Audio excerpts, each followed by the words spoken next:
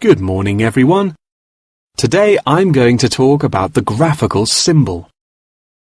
A graphic symbol is a written symbol that is used to represent speech, such as those used in the Greek alphabet. The term graphic symbol encompasses anything from the logographs used in Egyptian hieroglyphic writing to ancient Chinese pictograms. Early symbols were based on pictographs and ideograms before they were developed into logographic writing systems. These systems are still in use in some non-literate cultures in Africa, the Americas, and Oceania. Indeed, elements of pictography are still found in modern Chinese characters, and it is often an interesting exercise to trace the origins of some Chinese characters. Pictographs remain in common commercial use today as signs, instructions, or statistical diagrams. Road signs and public toilet signs, and even flat pack assembly instructions utilizing pictures, are considered pictographic. Ancient graphic writing systems provide researchers with a wealth of knowledge about past civilizations. In 1799, one of the most important historical discoveries was made by accident when members of Napoleon's expedition to Egypt found a stone in Rosetta that exhibited 3 different scripts. The stone, now known as the Rosetta Stone, was studied in significant depth by scholars and was first deciphered by Frenchman Jean-François Champollion in 1822. He was able to correctly determine the phonetic values of the symbols, and later research has confirmed his findings. In many of these symbols, lines are used to portray a multitude of meanings, and knowledge and understanding of these lines holds the key to comprehension of graphic writing systems. A key moment in the history of communication was the invention of the camera obscura, or camera. Although the concept can be traced back to the 5th century BC Chinese philosopher Mo Ti, the first photographic image was ultimately created in 1826 by Joseph Nicéphore Nicéph. Photography, as it was later known, enables researchers to piece together and better understand history. Today, photography forms a huge part of everyday life, and most publications contain a vast number of photographs. Photography is used in advertising and is now becoming a way to increase awareness of existing world issues. For example, animal welfare charities are increasingly using photography to advertise animals that are at high risk of endangerment. Charity workers are sometimes flown to far-flung locations to document the suffering endured by high-risk animals in an attempt to raise human awareness of their consumption activities and how they impact others. One recent high-profile campaign was undertaken by attaching a camera to the foot of a bird in order to obtain photographs of the animals in their natural habitats and understand how often they come into contact with human waste. A soon-to-be-released documentary about the suffering of animals on Midway Island shows the full extent to which human consumption is harming animals thousands of miles away from us.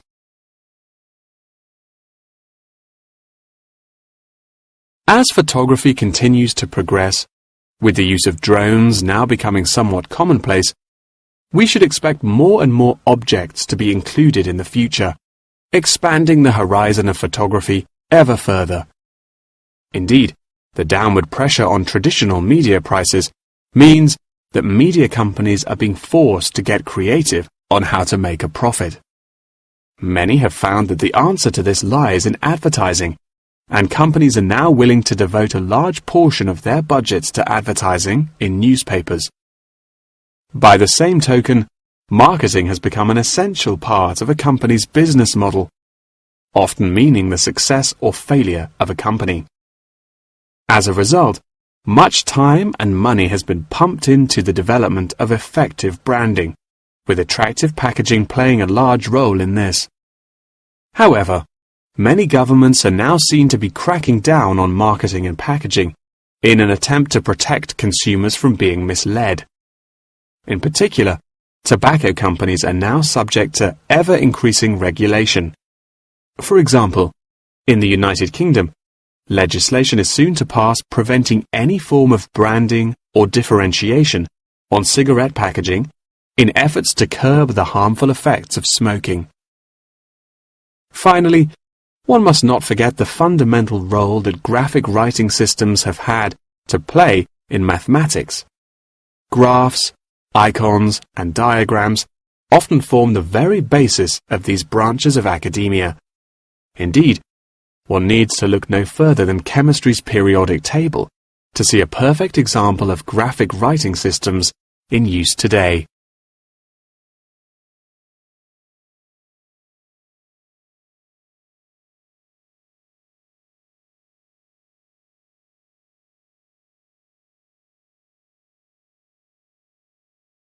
Hello, you have reached the complaints department. How can I help you? Yes, hello there. I am phoning to make a complaint regarding a flight that I took with you recently. Okay. There are some details I will need to take from you first. May I have your name, please? Jack Dawson. That's D-A-W-S-O-N. And your address? It's 33 Hillcrest Road. That's Hillcrest. 33 Hillcrest Road. Is that in Exeter? Yes. And what is the postcode of the residence?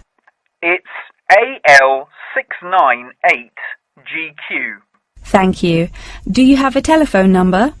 Yes, the number at my office is 754688.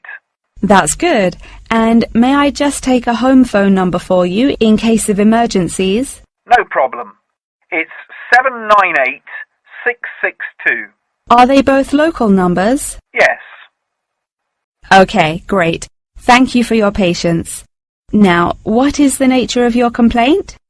I'm phoning to complain about a flight I took recently. I always take certain measures to ensure that I will be comfortable. For example, I always pay the additional cost for extra legroom, and I always arrive punctually for the flight to make sure that I'm seated beneath an air conditioner. Unfortunately, I was disappointed to find that the air conditioning on the plane was broken, so I spent the entire flight in discomfort as it was too hot and the air was stuffy. I see. I do apologize for this fault with the air conditioning. Now, while I have you on the phone, would you mind answering a short questionnaire regarding your recent flight? Sure. Okay, let's get started. What did you think of the food that was served to you during the flight? I thought that it was inexpensive and quite delicious. However, I was still very hungry afterwards, as it was a very small portion and more of a snack. Providing a snack for lunch is not reasonable. Okay, I have noted that down. What was your opinion of the quality of service that you received from our staff on board? The staff was very helpful, but each time I pressed the button to request service, it took a long time for a staff member to arrive. I found this frustrating, as there just weren't enough staff on board the flight to be able to serve all the customers. Okay, that's great. Thank you very much for answering those questions. Are there any other parts of your travel experience that you would like to comment on? Yep. The process of moving through security was very quick and helped to make my travel experience stress-free. Okay. Do you have any extra comments on the services you received during the flight? Yes, I thought that the seats were very uncomfortable and looked very old. They were also in need of repair, as the reclined feature on my chair was broken, so I could not go to sleep for the whole flight. Luckily, the entertainment facilities were very good, so I was able to distract myself by watching movies. Thank you so much for taking the time to answer all of my questions. We would like to offer you some gifts as a goodwill gesture, with a 20% discount on the cost of your hotel stay. We also appreciate that international calls to your home country can be expensive, and we are sure that you would like to keep your family updated on your travels. So please accept a phone card which has a credit of £20. Oh, that's really great. Thank you so much for the gifts. No problem. We look forward to having you travel with us again soon. Have a fantastic vacation. Thanks. Bye.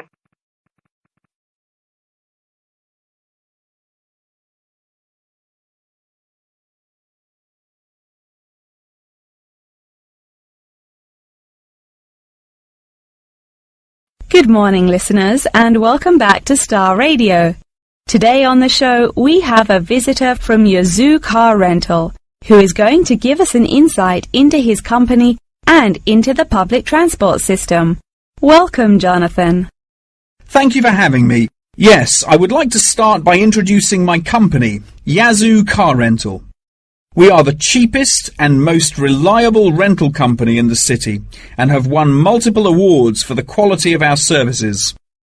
This success did not come easily, however, and it proved important that we stay fresh and are always thinking of ways to attract new customers. Our first attempt to do this was to offer a free gift with every car rental, which we were confident the customers would be very interested in. The offer of a free Hoover with each rental, however, did not attract any new customers, so we quite quickly stopped offering it. In 2002, a new taxi company opened next door to us, and we started losing a lot of business to them. So we introduced an offer that we hoped might compete with their service. We offered a new package where you could rent a car with a driver for a small extra fee. By introducing this offer, we found that all of our customers preferred to drive the cars themselves. So again, this offer was unsuccessful in attracting more customers. Learning from these mistakes, we decided to offer a package service where the customer no longer had to come to our offices to pick up the rental car. Instead, we could drop off and pick up the car anywhere in the city to make the customer's experience a lot more stress-free. This offer was very popular and increased our profits by 30%. In order to attract a younger demographic, we updated the models of cars that we offered for rental. We began offering more trendy cars, such as minis and smart cars, that we thought might appeal to the younger crowd, and we also purchased them in more fun colours like reds and greens. This offer attracted some new customers of a younger age group, however, not as many as we hoped.